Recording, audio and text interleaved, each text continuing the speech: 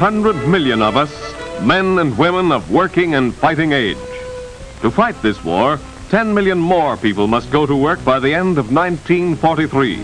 Before the war, half of us worked. The other 50 million kept house, went to school, played, or looked for work. Today, employment offices are deserted.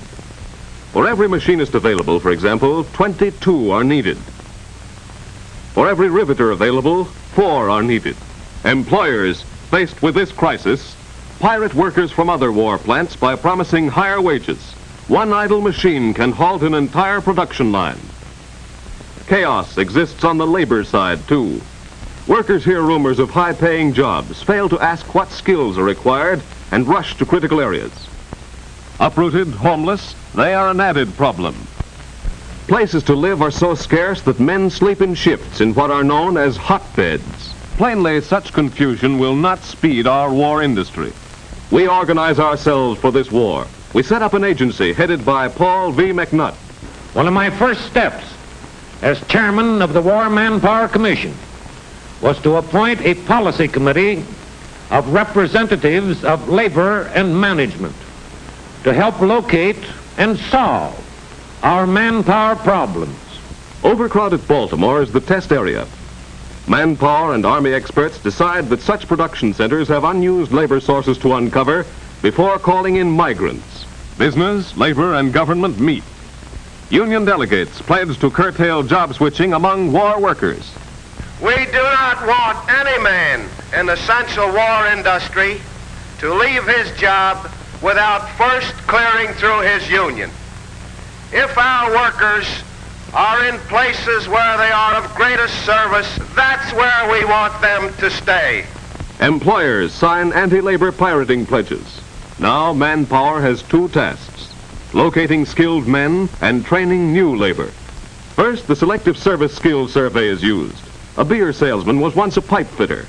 I've been with this company 10 years. There's a lot of seniority to give up. Well, we'll see what can be done about it. His employer is contacted. We feel that your going into war work is the same as joining the armed forces. Your job will be waiting for you. Thank you. Now he builds ships. Guaranteed seniority on this pattern will free thousands of trained men for war jobs. A second large source of skilled ex-workers is found among storekeepers. I've got a nice little store built up. What shall I do with it? Well, maybe you can sell it. As their establishments are transferred to folk without critical skills, many small businessmen discover they can earn more at war jobs than they did in business. There is no time to train men in skills that take years to develop.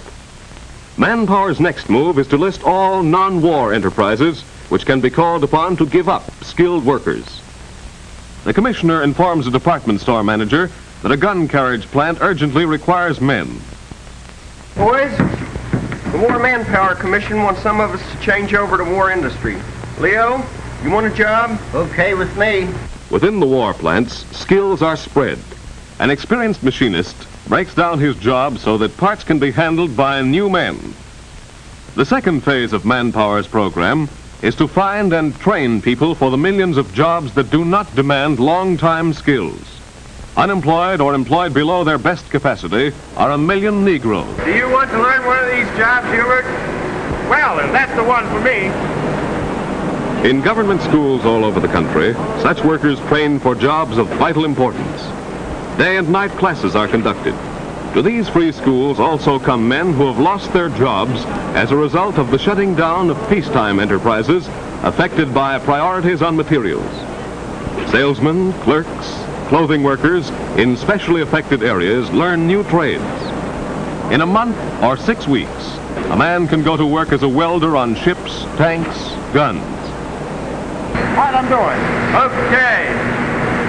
With every man utilized, we are still short millions of hands. We must call upon women.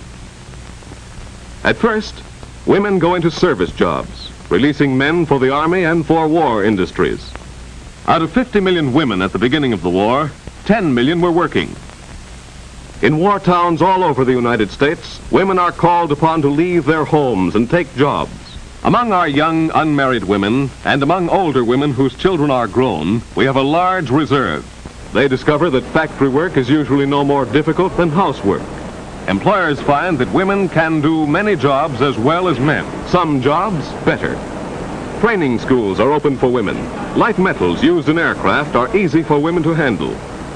But they undertake every form of shop work, even invading such fields as welding, hitherto reserved for men. Machine operations requiring patience and accuracy attract them at once. How do you like it? I love it. So great is the need that employers come to the schools to select and hire women before they complete their course. Those who wish to remain and finish their schooling. Tens of thousands of women are already at work in aircraft. More are being added as fast as they apply. This solves the breadwinning problem for many families whose men are at war. The government's policy is that women should get the same pay that men get for similar work. What do you do with your money? Save it. Where necessary, machinery is adapted for women's use. When a hand drill weighs heavily on feminine muscles, the lazy arm drill is introduced to take off the strain. As women are urged to take factory jobs, the Army assures them this will not necessarily affect the draft status of their husbands, so long as they're maintaining a bona fide family relationship in the home. By the end of 1943, 1 out of every 3 women will be at work. When married women with small children have to take jobs, everything possible will be done to provide day care for the children. In the meantime, as men are drawn from the farms into our armed forces, America's youth finds its place in the war effort. Thus, the Manpower Commission utilizes voluntary means to organize our entire population for war. But we've already indicated through a national poll that we're willing to have such a program enforced by law. Today, a vast network of government employment agencies acts as our war manpower clearinghouse. If you are retired, your local U.S. employment office may arrange to train you for work right in your own community. Should you be physically handicapped, you will find your country is making special efforts to adapt your abilities. 4,500 local offices of the United States Employment Service are guiding us to our places in the war effort. Don't move around on your own. Consult a government agency first. If you're a woman who has never worked, you will find courses ready for you. Prepare now. You will be needed. By the end of 1943, 1 out of every 2 active Americans will either be in war production or in the fighting forces. The rest of us will be feeding, clothing, housing the frontline fighters and workers. Only then will we be fighting with every muscle. Only at that point can we say that all work is war work.